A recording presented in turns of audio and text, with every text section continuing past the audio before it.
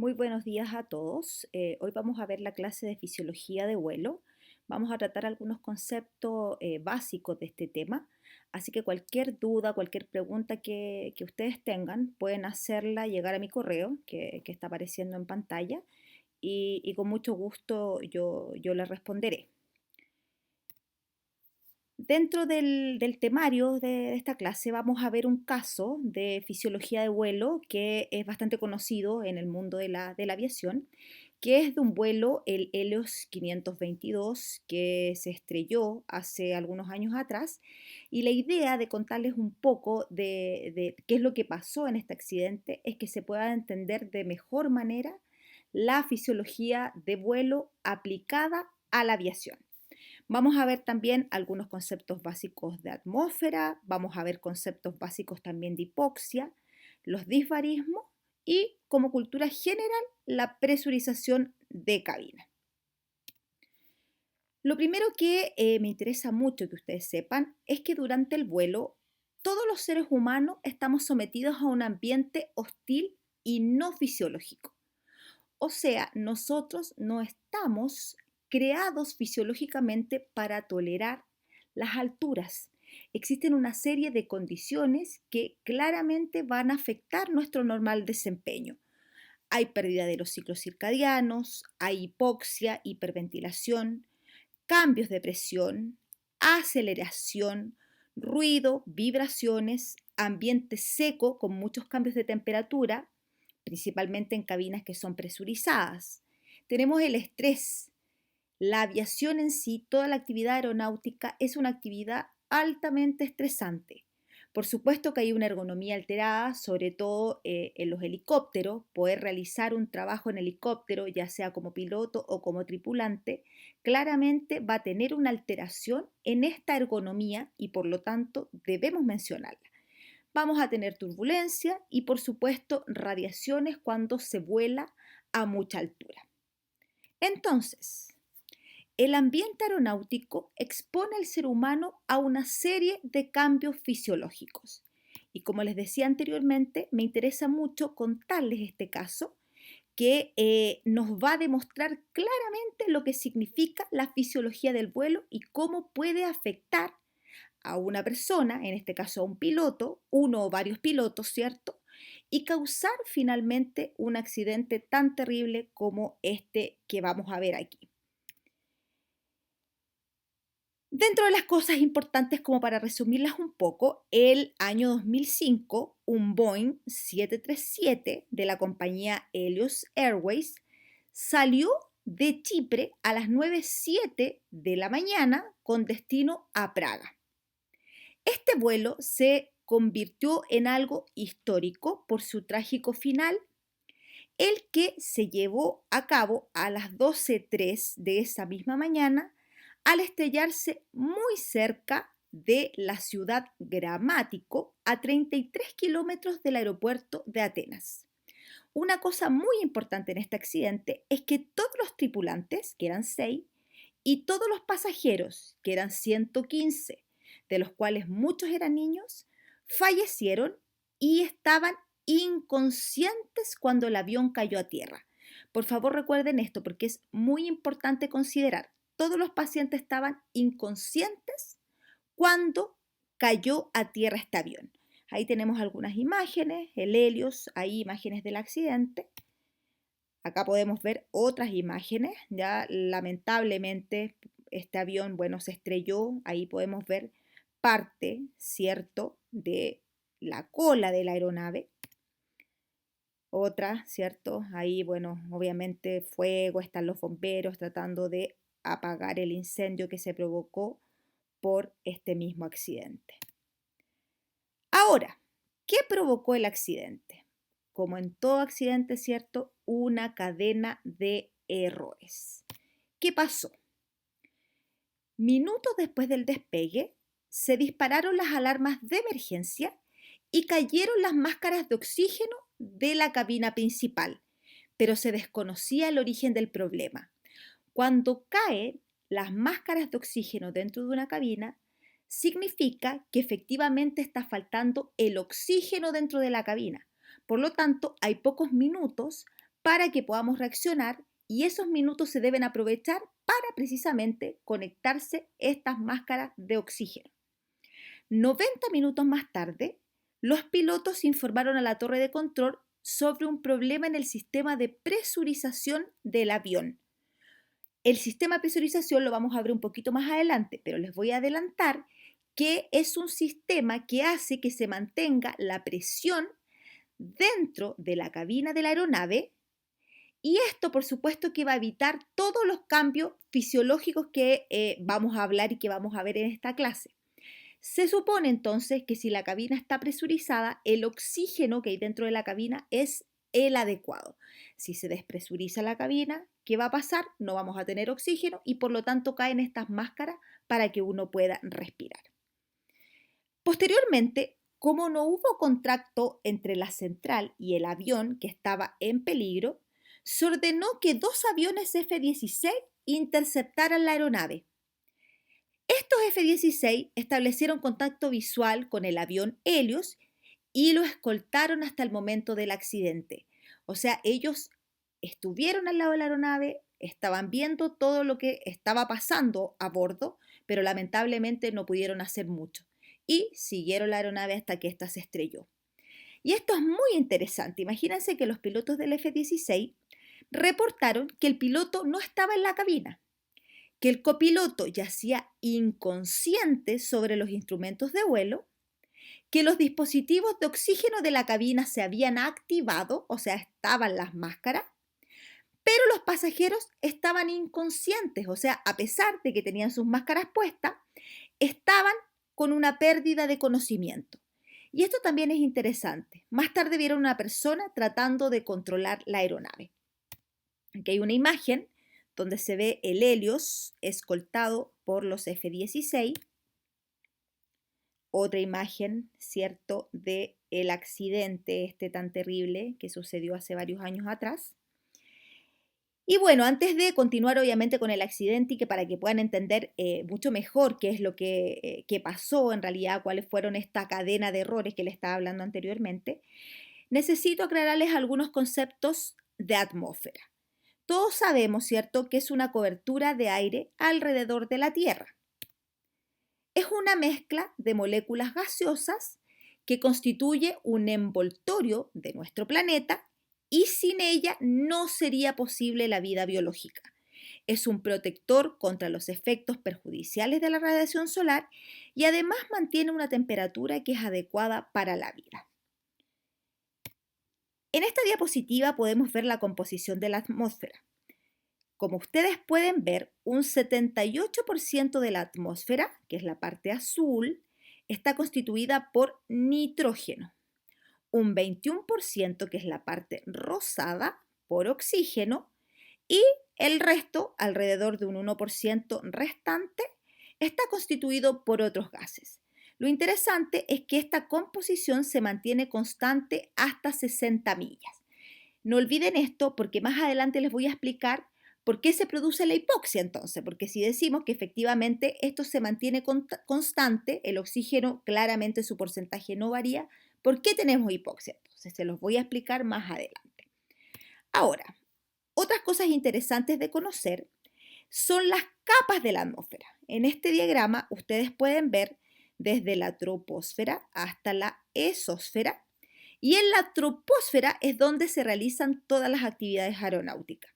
Esta troposfera tiene una característica súper fundamental y es que va disminuyendo 2 grados Celsius por cada 1000 pies de altura hasta que llegamos a un máximo o en realidad un mínimo de menos 55 grados Celsius en lo que se conoce como tropopausa. Después de esto, la temperatura hacia las capas superiores nuevamente empieza a aumentar. En la estratosfera tenemos la ozonósfera o capa de ozono, que es bien conocida por ustedes. En este otro diagrama podemos ver lo que les estaba comentando anteriormente, la temperatura versus la altitud. A medida entonces que vamos ascendiendo en altura, la temperatura va disminuyendo, como decíamos anteriormente, 2 grados Celsius por cada 1000 pies de altura. hasta llegar a los menos 55, que constituyen la tropopausa, y luego efectivamente empieza nuevamente a aumentar un poco la temperatura. En este otro diagrama estamos viendo la relación entre la presión y la altitud. A medida que nosotros vamos subiendo en altura, la presión barométrica va disminuyendo, ya como ustedes lo pueden ir viendo aquí, hasta mantenerse constante ya sobre la troposfera. Ahora, desde un punto de vista fisiológico, nosotros podemos dividir esta atmósfera en tres zonas. Primero hay una zona que se llama fisiológica, que va de 0 a 10.000 pies de altura, donde se produce una adaptación fisiológica del ser humano. ¿Qué quiere decir esto? Que cualquiera de nosotros que esté sano, que tenga unas condiciones adecuadas, una capacidad funcional normal, puede tolerar sin ningún problema hasta estos 10.000 pies. Para que ustedes sepan, nosotros calculamos los pies multiplicando por 3 los metros. Por ejemplo, si tengo 3.000 metros de altura, yo lo multiplico por 3 y eso me da 9.000 pies de altura. Por lo tanto, estamos hablando que la zona fisiológica va hasta alrededor de unos 3.200 a 3.500 metros de altitud. Otra cosa también fundamental, imagínense que los aviones presurizados, estos aviones comerciales donde volamos hacia otras regiones, hacia otros países, están presurizados, pero la presurización es alrededor de 7.500 pies.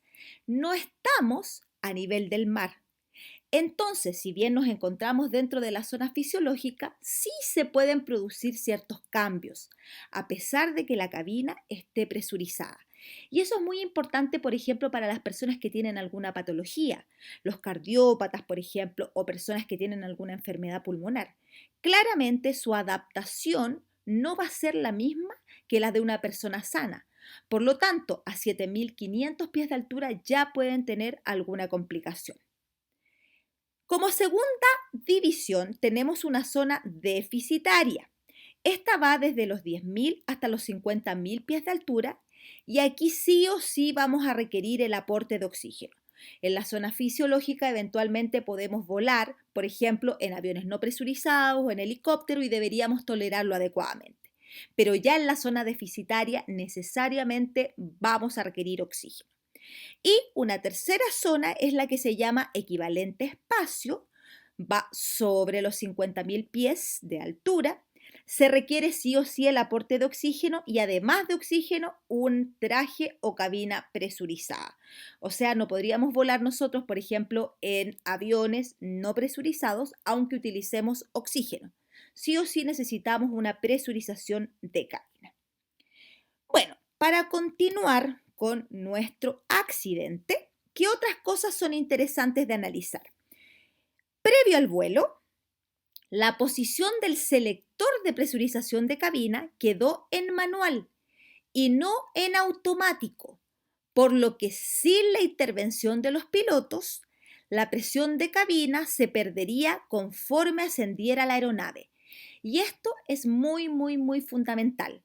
Cuando los pilotos vuelan en aeronaves, ellos tienen que mantener siempre este switch en automático para que a medida que vaya ascendiendo la aeronave, la presurización de cabina se vaya generando automáticamente en el avión. Si está en manual, solamente se va a generar la presurización de cabina si el piloto hace lo correcto, o sea, presuriza efectivamente la cabina. Si no lo hace, la cabina no va a presurizar. ¿Ya? Eso, por favor, no lo olviden. Entonces, si bien se encendió la alarma luminosa, cuando tenemos nosotros una pérdida de presurización de cabina, hay luces, ya que se prenden dentro de la cabina, obviamente, para alertar al piloto de que efectivamente hay un problema.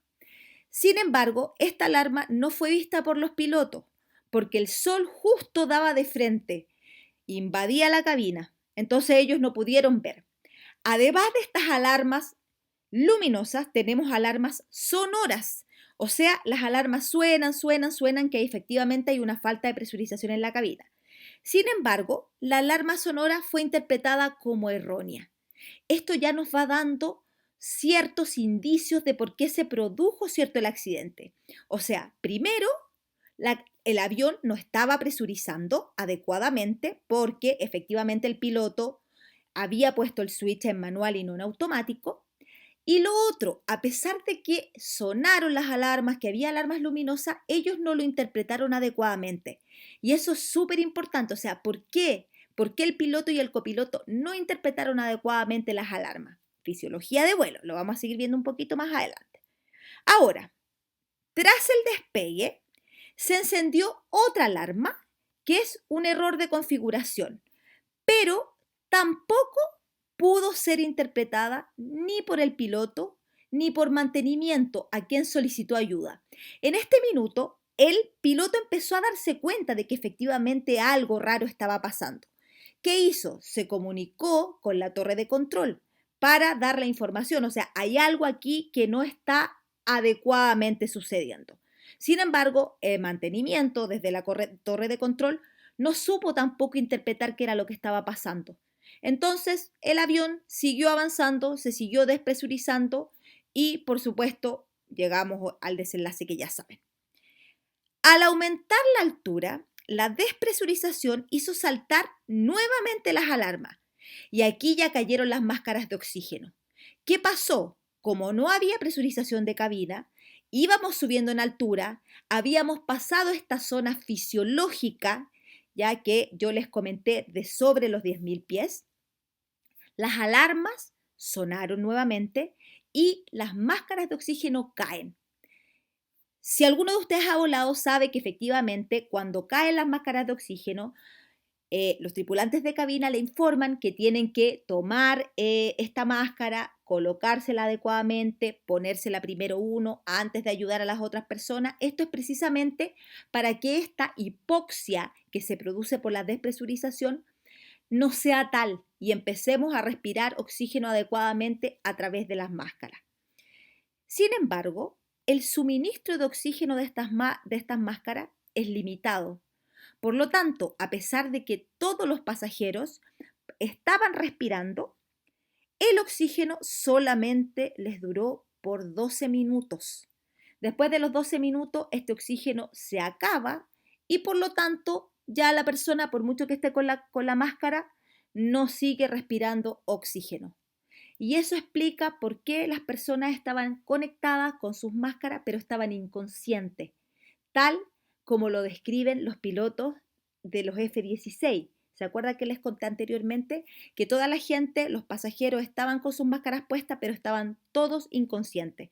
O sea, ya se les había terminado este aporte de oxígeno. Y ahí tenemos que pasar a un concepto fundamental en fisiología de vuelo, que es la hipoxia. ¿Qué significa hipoxia? Es un estado de deficiencia de oxígeno en la sangre, células y tejidos del organismo con compromiso funcional de los mismos. O sea, la hipoxia no solamente significa una disminución del oxígeno, sino que significa una alteración de los órganos de nuestro organismo, los órganos del cuerpo humano. ¿Se acuerdan que yo les comenté que la proporción de 78% de nitrógeno y 21% de oxígeno se mantenía constante en el tiempo, perdón, en la altura? Entonces, ¿por qué se produce esta hipoxia? Probablemente lo recuerdan desde el colegio. Cuando yo tengo dos zonas con gas, ¿cierto? La zona que tiene mayor gas va a tender a difundir hacia la zona que tiene menor concentración de gas o menor concentración de moléculas. ¿Cómo se produce una alteración en la presión barométrica? La presión de oxígeno es lo que vamos a tener disminuido y por lo tanto este oxígeno no va a poder ingresar al capilar pulmonar por una diferencia de presión y no por falta real de oxígeno. Es muy importante que entiendan este concepto y es lo que se grafica claramente en este cuadro. Si ustedes se fijan, a medida que vamos ascendiendo en altura, ya aquí tenemos a nivel del mar, 5.000, 20.000 pies, la presión barométrica va disminuyendo. Por lo tanto, la presión parcial de oxígeno también va disminuyendo. Y a pesar de que en altura tenemos oxígeno, como este oxígeno está a muy baja presión, no puede entrar al capilar pulmonar. Y por ende, se comprometen los órganos, se comprometen los tejidos y yo tengo hipoxia. Ahora, hay varios tipos de hipoxia. Ya esto, si a ustedes les interesa, yo les puedo mandar más material complementario para que puedan leer. Solamente me voy a referir a la primera, que es la hipoxia hipóxica, que es la que nos interesa en aviación y en fisiología de vuelo. Significa la deficiencia en la cantidad de oxígeno entregada a los capilares pulmonares por esta disminución en la presión. Se produce en altura, en pérdida de presurización de cabina, que es precisamente el accidente que estamos analizando, y también en mal funcionamiento de equipos de oxígeno. Entonces, esta hipoxia hipóxica es la que está relacionada netamente con medicina de aviación. Ahora, la hipoxia va a tener características fundamentales. Y la primera es que tiene un comienzo insidioso. ¿Qué quiere decir eso? Que empieza muy de a poco y la persona lamentablemente no se da cuenta que se está hipoxiando. Entonces, la persona cree estar bien aunque ya está en una hipoxia. Y fue precisamente lo que les pasó a los pilotos. O sea, ellos no tenían oxígeno porque no había presurización de cabina, pero no se dieron cuenta que estaban en hipoxia. Pensaron que seguían haciendo todo de manera correcta. Por lo tanto, interpretaron mal las alarmas, no pudieron dar una información adecuada al control de tránsito aéreo porque estaban en hipoxia, pero no se habían dado cuenta. Los síntomas son súper variables de una persona a otra, muy variable, y vamos a tener de todo, desde dolor de cabeza, mareo, cosquilleos en la nariz, parestesia, cianosis, que eso ya obviamente es mucho más visible, gente que tiene visión de túnel, gente que tiene visión borrosa, es muy variable, o sea, hay un sinfín de síntomas, pero como es insidioso, la persona lamentablemente no se da cuenta. De hecho, para que ustedes sepan, las tripulaciones que son militares se entrenan en cámaras hipováricas, por ejemplo, todos los que vuelan, no sé, por los mismos F-16, por ejemplo, que estábamos mencionando en este mismo caso, ellos se tienen que entrenar porque el piloto militar debe reconocer sus síntomas de hipoxia. O sea, si estos pilotos del Helios hubiesen tenido entrenamiento en cámaras hipováricas y hubiesen sabido reconocer sus síntomas, probablemente este accidente no hubiese sucedido. Por eso es tan importante. Ahora, en algún momento, ¿cierto? Vamos a llegar al compromiso mental. Desde que a mí me cortan el aporte de oxígeno, yo empiezo con los primeros síntomas, no me doy cuenta, pero en algún momento ya no me llega oxígeno al cerebro y por lo tanto yo voy a perder la conciencia. Puedo llegar obviamente a la muerte. Y aquí hay un concepto fundamental, que es el tiempo útil de conciencia. Este tiempo útil de conciencia se define como el tiempo desde que a mí me cortan el aporte de oxígeno hasta que yo dejo de tomar acciones correctivas. O sea, es un tiempo que yo tengo para hacer algo o si ya ese tiempo se me pasó, no voy a hacer nada. Imagínense que un avión comercial vuela a 35.000 pies.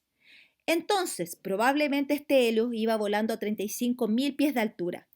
A esa altitud tenemos un tiempo útil de conciencia de 30 a 60 segundos. Un minuto. Si en un minuto yo no me doy cuenta que estoy en hipoxia y hago todo lo necesario para mejorar eso, que es principalmente ponerme el oxígeno y disminuir la altura para llegar hasta un nivel fisiológico, ¿cierto? En que todos podamos respirar el oxígeno normal, no va a haber vuelta atrás. Entonces, esos 30-60 segundos lamentablemente no fueron utilizados por estos pilotos porque no reconocieron su hipoxia. Como les comentaba anteriormente, son montones los síntomas y signos. Ahí ustedes pueden leerlos, ¿cierto? Pero va desde una disnea, que es la sensación de falta de aire, hasta la confusión mental y pérdida de conciencia, finalmente con muerte. Ahora, lógicamente, la hipoxia va a depender de varios factores, principalmente la altitud. Obviamente, mientras más alto yo esté, mientras a más pies de altura yo me encuentre, mayor es el riesgo de hipoxia. La razón de ascenso también es súper importante. Mientras más rápido yo ascienda en altura, mayor es el tiempo de hipoxia. Tiempo de exposición. Si yo estoy a una gran altitud, un tiempo mayor, el riesgo de hipoxia, por supuesto que también va a ser mayor. La tolerancia individual, el estado físico y la actividad física también son súper importantes. Las personas que están entrenadas, personas con capacidades funcionales, cardíacas muy buenas, tienen una mejor tolerancia a la hipoxia. De hecho, por ejemplo, hay gente que incluso se entrena, ahora yo no sé si ustedes saben, pero los futbolistas o gente que son deportistas de alto rendimiento se entrenan en hipoxia para poder aumentar su capacidad cardíaca y su capacidad física. Eso está bastante de moda ahora. Bueno, si les interesa, también les puedo mandar información sobre eso, pero ya es de tema de otra clase, ¿cierto? Ahora, los factores psicológicos son fundamentales. Si yo efectivamente empiezo a tener hipoxia, me empieza a faltar el aire, me empiezo a poner nervioso, empiezo a hiperventilar y eso ayuda aún más a la hipoxia.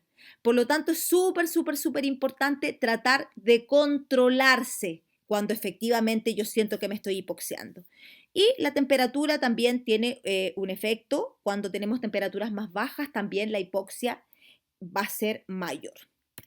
Entonces, en condiciones normales, los pilotos hubieran realizado un descenso de emergencia hasta una altitud fisiológica, o sea, menos de 10.000 pies de altura.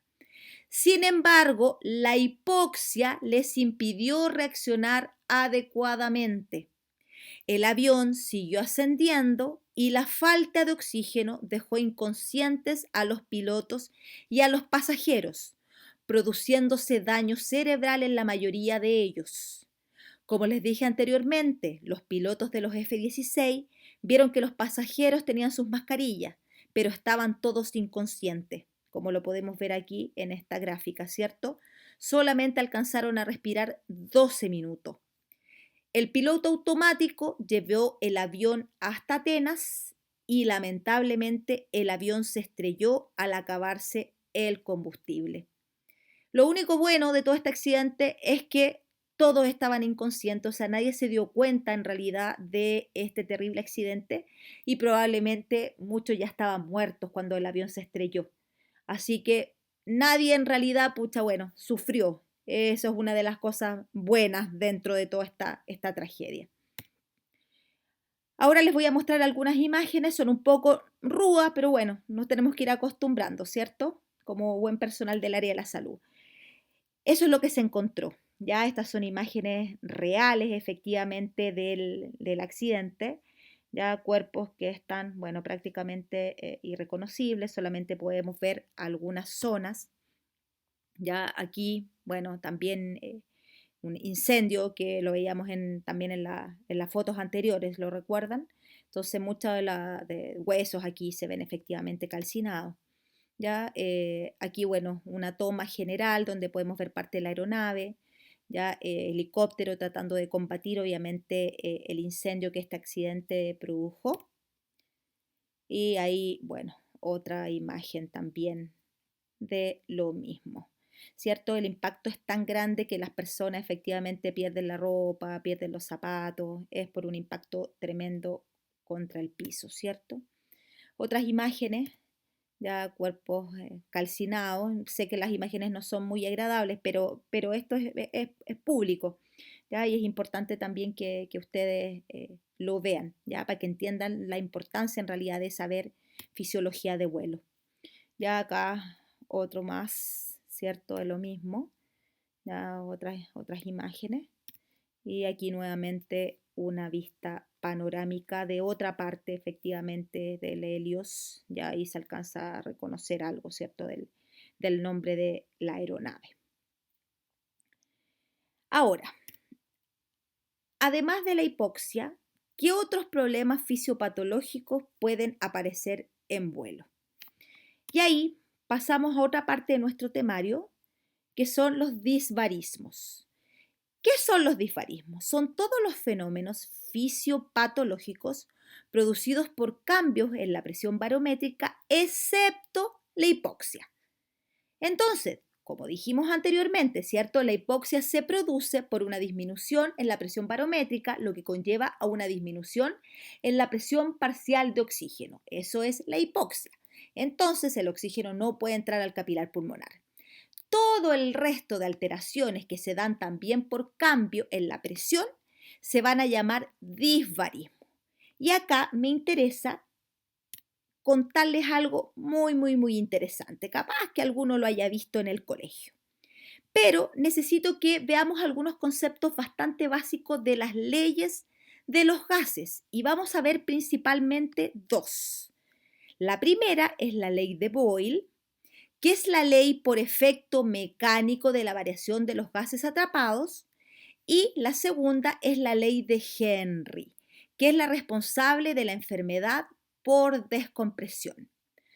Una cosa muy importante, a medida que nosotros vamos ascendiendo en altitud, va disminuyendo la presión barométrica y el volumen de los gases aumenta. Por lo tanto, todas las zonas donde hay aire dentro del cuerpo humano van a sufrir el efecto que se está viendo en este globito. Este es el tamaño a nivel del mar y miren cómo va aumentando el volumen del gas a medida que uno va ascendiendo en altura, hasta llegar obviamente a un máximo de 35.000 pies, que es la altura de vuelo en un avión comercial. Como yo les decía anteriormente, el avión presuriza alrededor de 7.500 pies, o sea, estaríamos aquí, pero no estamos normal, ¿cierto? Por lo tanto, vamos a tener afección de las zonas donde tenemos gas en nuestro cuerpo. ¿Y qué zonas son esas?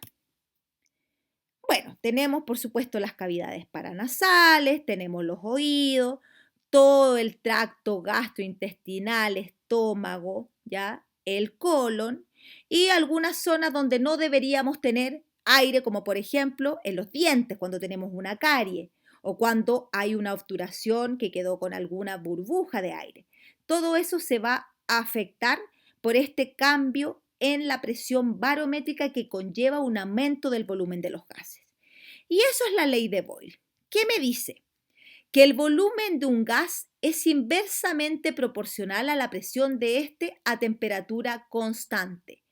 Entonces, los gases atrapados en cavidades orgánicas aumentan su volumen al disminuir la presión barométrica. El globito, ¿cierto?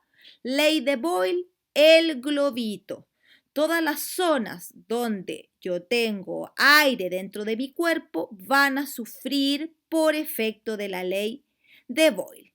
De hecho, si quieren ustedes y son estudiosos o les gusta investigar, cuando vuelen en un avión, lleven un globo y se van a dar cuenta cómo efectivamente varía el volumen de los gases y van a comprobar lo que yo les estoy diciendo. De hecho, a veces pasa hasta en las botellas de bebida, ¿ya? Estas que son bastante blandas, estas que son en general como desechables, que son súper blanditas. Si ustedes se fijan, van a cambiar el volumen, ¿ya? Y la botella se colapsa en algún momento en el vuelo y en algún momento se infla. También es interesante, pero con un globo obviamente es muchísimo más práctico. Ahora, ¿qué pasa entonces? Bueno, ustedes bien saben, ¿cierto?, que en nuestro oído tenemos un espacio que está lleno de aire. Este es un diagrama del oído donde tenemos el oído externo formado, ¿cierto?, por la aurícula y el conducto auditivo externo. Acá tenemos el tímpano que separa el oído externo del oído medio. El oído medio es la cavidad que contiene la cadena de huesecillo y que se conecta con la faringe a través de la tuba auditiva. El oído interno tiene la cóclea y tiene los canales semicirculares, ¿cierto? Que nos sirven para la audición y para el equilibrio.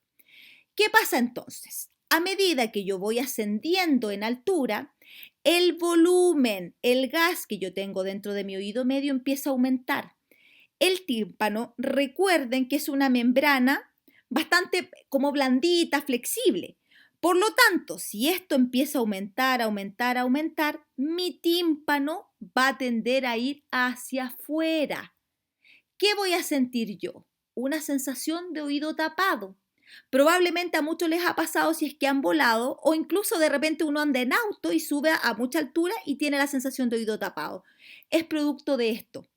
¿Qué tengo que hacer yo? Tengo que tratar de que el aire que tengo en el oído medio salga, ¿cierto? ¿Cómo puedo lograr eso? Tragando. Si yo trago aire, yo abro mi tuba auditiva y por lo tanto el aire que está en exceso en oído medio, pasa a la faringe hasta igualar presiones y yo dejo de sentir la sensación de oído tapado. ¿Qué pasa al revés? En el descenso, el volumen del gas va a empezar a disminuir, por lo tanto se va a contraer este espacio y se va a retraer el tímpano. Yo también voy a tener sensación de oído tapado, pero ¿qué es lo que yo necesito? Aumentar la presión dentro del oído, aumentar el aire, ¿cierto? Y para eso necesito que el aire que esté en la faringe ingrese a través de la tuba auditiva para igualar presiones con el oído medio. ¿Y cómo hago eso? Con una maniobra que se llama de Valsalva, que es una aspiración forzada contra glotis cerrada. Entonces, de este modo yo hago que el aire ingrese a través de la tuba auditiva, se me igualan presiones y por lo tanto yo dejo de tener esta sensación de oído tapado. Eso es en condiciones normales. ¿Qué pasa, por ejemplo, si yo estoy resfriado? El problema si estoy resfriado es que toda la mucosa de la tuba, de la faringe y del oído medio va a estar completamente inflamada. Por lo tanto, la tuba auditiva probablemente va a estar cerrada y por mucho que yo trague en el ascenso o haga maniobra de Valsalva en el descenso, las presiones no se van a poder igualar porque la tuba no va a lograr abrirse. ¿Y qué va a pasar? En ascenso va a empezar a aumentar, aumentar, aumentar, aumentar el volumen y se va a empezar a bombar, a bombar, a bombar mi tímpano. Y en descenso disminuye, disminuye, disminuye el volumen y se retrae, retrae, retrae mi tímpano hasta que llega un momento en que el pobre tímpano no da más y se lesiona, produciendo lo que se llama una parotitis media. Podemos llegar incluso a casos extremos donde el tímpano se rompe y ahí ya hablamos de barotrauma. Entonces, súper importante que la gente sepa que si está resfriada no debe volar y es muy importante, por ejemplo, que los médicos generales que ven a un paciente antes de un vuelo y el paciente le dice que se va a ir, no sé, al sur o a Miami o a donde sea, le miren los oídos. Porque si efectivamente hay una afección timpánica, en vuelo esto va a ser mucho peor y podemos llegar a tener una parotitis media. Del mismo modo, las cavidades paranasales, ¿cierto? Podemos llegar a tener una varosinusitis si efectivamente empieza a aumentar, aumentar, aumentar el aire en estas cavidades. Eso no puede drenar si yo efectivamente estoy resfriado y toda esta zona se va a ver absolutamente comprometida. Por los cambios de presión voy a tener lesión en mis cavidades paranasales, constituyendo un cuadro de varosinusitis. Entonces, moraleja, si está resfriado, no vuele. Y eso es tanto para los pasajeros como para los tripulantes de cabina, como para los pilotos. De hecho, una de las contraindicaciones que tienen los pilotos para poder volar es estar resfriado o estar con una otitis. Necesariamente ellos se tienen que quedar en tierra, porque estando con un cuadro respiratorio no pueden volar. Y debería ser también lo mismo para una persona que vuela como pasajero.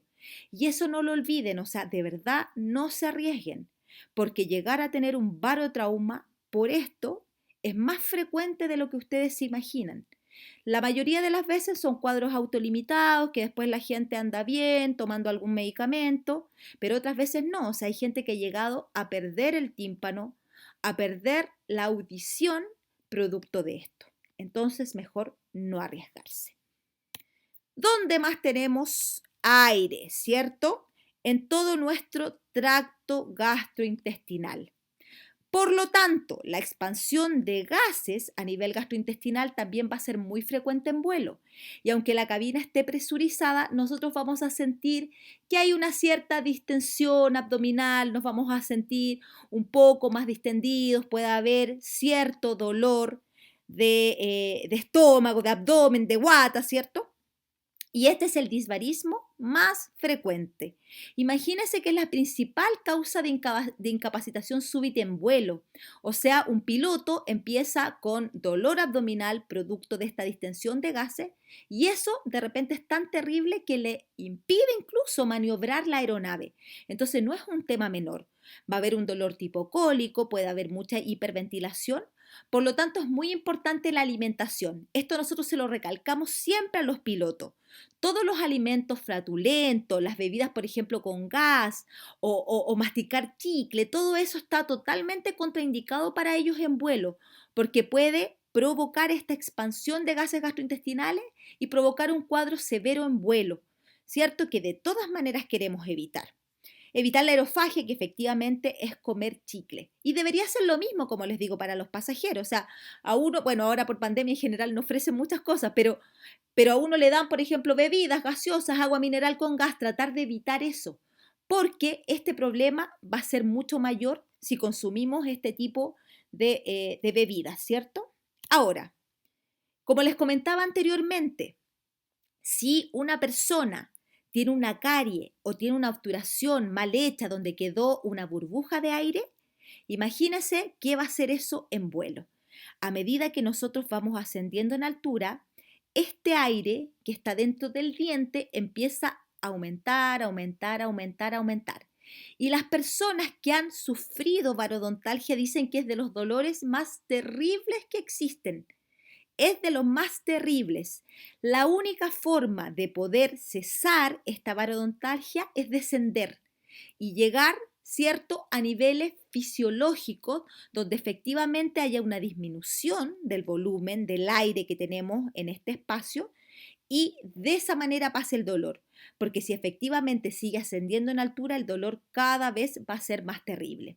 Entonces, por ejemplo, para que ustedes sepan, todos los pilotos, los tripulantes de cabina, tienen una evaluación odontológica cada 6 meses o cada un año. Ellos no pueden tener caries o no pueden tener obturaciones mal hechas, entonces se les hacen radiografía para efectivamente evitar que tengan estas burbujas de aire y sufran parodontalgias.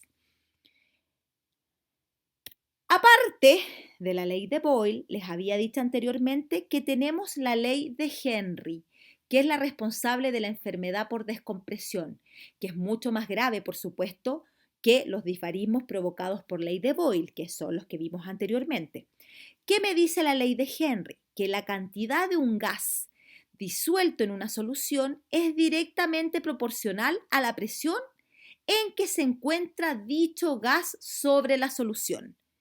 De manera más fácil y más simple, el oxígeno y el nitrógeno deben disolverse en la sangre para penetrar al organismo.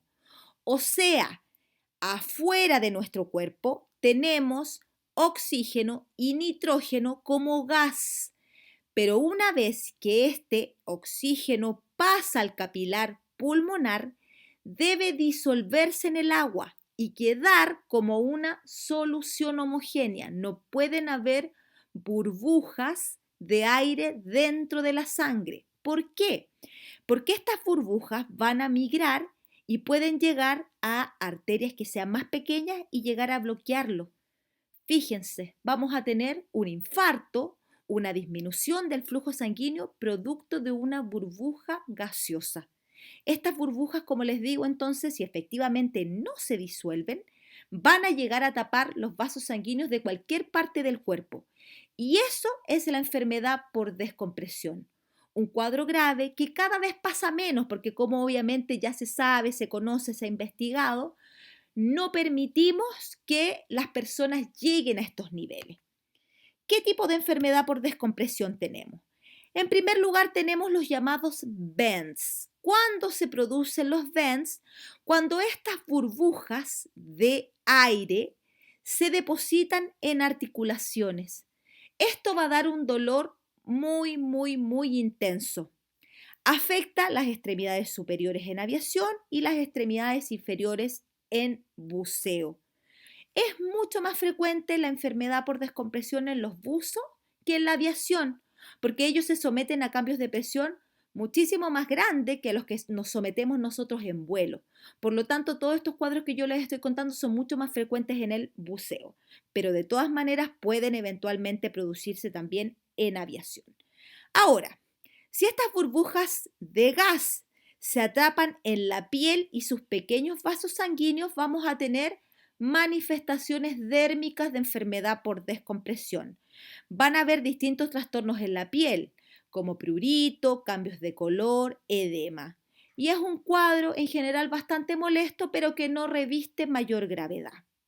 Ahora, distinto es cuando estas burbujas de aire se atrapan en los vasos sanguíneos pulmonares. Por supuesto que va a haber una falla en el intercambio gaseoso, se va a dar una trombosis pulmonar y es lo que conocimos como chokes. Este es un cuadro clínico grave, ¿cierto? Con dificultad respiratoria, tos, dolor external. Y el único tratamiento que tenemos es un tratamiento en la cámara hiperbárica. ¿Qué hacen estas cámaras? Cambian la presión, aumentan la presión. Entonces, toda la presión que yo perdí en vuelo y que produjo estas burbujas, yo la cambio a través de la cámara hiperbárica y logro que se disuelvan. ¿Ya? La cámara hiperbárica también me sirve para los casos de buzo. O sea, cualquier enfermedad por descompresión grave lo tratamos en estas cámaras hiperbáricas. Ahora, si estas mismas burbujas se atrapan en vasos sanguíneos del sistema nervioso central, por supuesto que también vamos a tener un cuadro clínico grave. Va a ser en realidad un accidente cerebrovascular producto de una trombosis aérea y podemos tener muchos de los síntomas que se producen en accidentes vasculares: cefalea, rayos de luz, parálisis parcial, vértigo, delirio. Ya son un montón de cosas efectivamente dependiendo en la zona donde se atrapen estas burbujas. Su tratamiento también es en la cámara hiperbárica.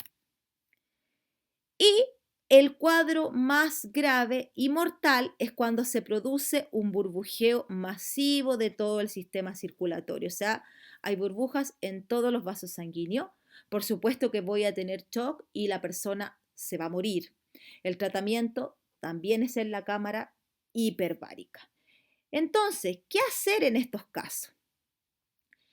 Tienen que saber que la enfermedad por descompresión aparece sobre los 18.000 pies de altura, es habitual sobre los 25.000 pies y es la regla sobre los 35.000 pies de altura, o sea, donde vuelan los aviones comerciales.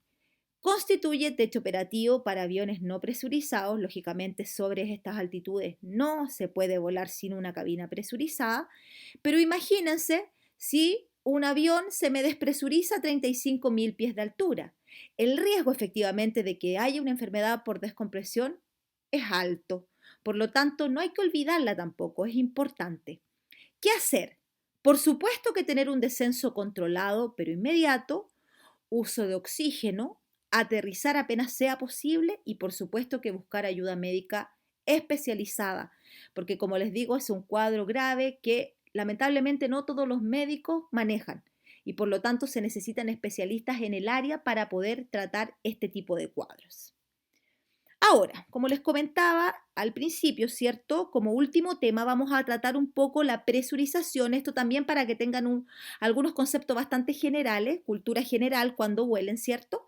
Pero ¿qué tienen que saber? Primero que la presurización es una forma mecánica para reemplazar la presión atmosférica perdida durante el ascenso. Entonces, a medida que el avión va ascendiendo en altura, hay un sistema mecánico que va comprimiendo la cabina y por lo tanto yo voy presurizando mi aeronave. ¿Para qué se hace esto? Primero, como nosotros podemos ver en esta imagen, ¿cierto? Proporciona seguridad y comodidad a las tripulaciones y pasajeros y por supuesto que evita todos los efectos de la fisiopatología de vuelo que son los que comentamos anteriormente. En una cabina presurizada podemos ver una pantalla, podemos conversar, podemos comer, podemos pararnos, podemos ir al baño, podemos dormir, no necesitamos oxígeno, o sea, una cosa totalmente cómoda. A pesar que, como les decía, les reitero, presuriza 7.500 pies, no a nivel del mar. Esto sería totalmente distinto sin presurización.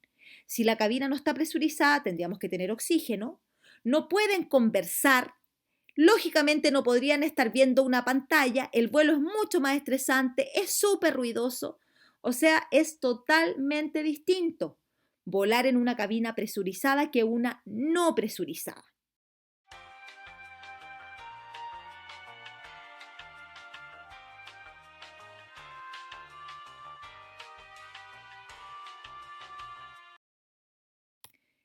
Tiene montones de ventajas, ¿cierto? Reduce la posibilidad de hipoxia y de disbarismos, da comodidad, movilidad, disminuye la fatiga, podemos controlar la temperatura y la humedad, o sea, el piloto va a decidir a qué temperatura va la cabina, ya si va a ser más frío, va a estar más calentito, todo eso va a depender en realidad de lo que se decida en ese minuto. Y por supuesto, como les decía anteriormente, se permite la comunicación. En cabinas no presurizadas necesariamente tenemos que andar con fonos de intercomunicación, si no, de otra manera uno no puede conversar.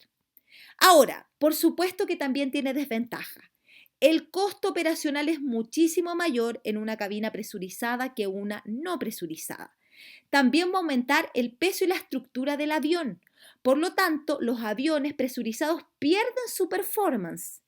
Si nosotros tenemos, por ejemplo, aviones de alta acrobacia, por ejemplo, como los de la Fuerza Aérea, los halcones, esos no pueden ser presurizados, porque necesitamos efectivamente que la performance del avión sea muy buena. Y si yo presurizo su cabina, vamos a tener demasiado peso, por lo tanto, va a perder esta maniobrabilidad que tiene la misma aeronave. ¿Ya? Reduce la performance, como lo habíamos dicho, y lo más importante. Si la cabina está presurizada, tengo riesgo de que se descomprima, que es lo que pasó efectivamente en este vuelo Helios, con el que tuvimos un desenlace fatal. Tampoco quiero que se asusten, ¿ya? Normalmente, si hay una despresurización de cabina, esto está todo totalmente controlado. El vuelo Helios es el único que ha sucedido en su especie y el medio aéreo sigue siendo el medio de transporte más seguro. Si hay riesgo de descompresión, de todas maneras que se puede hacer algo, ¿cierto? Y si la cabina se despresuriza, los tripulantes de cabina están totalmente capacitados para poder guiar a los pasajeros. Los que han volado, ¿cierto? Ya lo saben perfectamente en caso de que caigan las mascarillas. Conéctese su máscara de oxígeno antes de ayudar a otros. ¿Por qué esto es importante? Por ejemplo, una mamá caen las mascarillas, ¿qué va a tender a hacer? A ponerle primero el oxígeno a su hijo y después ponerse el oxígeno a ella. Pero no podemos olvidar el tiempo útil de conciencia. A 35.000 pies son máximo 60 segundos. Entonces yo tengo apenas un minuto para yo pensar que me tengo que poner la mascarilla. Si yo empiezo a respirar oxígeno, por supuesto que voy a poder tener una actitud adecuada y voy a poder tomar decisiones razonables. Me conecto a mi oxígeno y después se lo conecto a mi hijo. ¿Cuál es el riesgo? Si yo le conecto primero el oxígeno a mi hijo y pasa más de 60 segundos, yo ya voy a haber perdido mi tiempo útil de conciencia y por lo tanto las acciones que haga después probablemente no van a ser las adecuadas, probablemente esa persona ni siquiera se va a conectar el oxígeno porque no se va a dar cuenta que se está hipoxiando. Por eso es tan importante hacerlo primero uno. Ahora, por supuesto que abrochar y ajustar el cinturón, porque en caso de que hubiera una despresurización mucho mayor, van a haber turbulencias y van a haber problemas adentro de la aeronave. Siempre revisar las conexiones de oxígeno, o sea que la mascarilla efectivamente me esté dando el aporte. Controlar la respiración y esto es fundamental. Recuerden que ya se los dije, mantener la calma, evitar hiperventilar, porque la hiperventilación efectivamente va a producir una alteración mucho mayor. Ayudar a tripulantes y pasajeros y conservar la calma. Entonces, caso Helios 522, causas directas. no reconocimiento de la posición del selector de presurización de la cabina, ni antes, ni durante, ni después del despegue. No identificación de los avisos y alarmas de despresurización de la cabina, así como el indicador del despliegue de las máscaras de pasajeros y continuación del ascenso de la aeronave. Y tripulación incapacitada por hipoxia, por descompresión lenta de la cabina. Continuación del vuelo por el piloto automático hasta la parada de los motores por la carencia de combustible, caída e impacto contra el terreno. Muchas gracias a todos por su atención. Espero que haya quedado más o menos claro. Como les dije, esto es una pincelada muy básica de lo que es fisiología de vuelo, pero traté de darles los conceptos que son fundamentales y que me interesa en realidad que efectivamente ustedes conozcan. Les repito, acá está mi correo electrónico. Si ustedes tienen cualquier duda, no hay ningún problema en que me hagan llegar las preguntas a mi correo y yo con mucho gusto se las responderé. Que estén muy bien, muchas gracias por su atención y que descansen.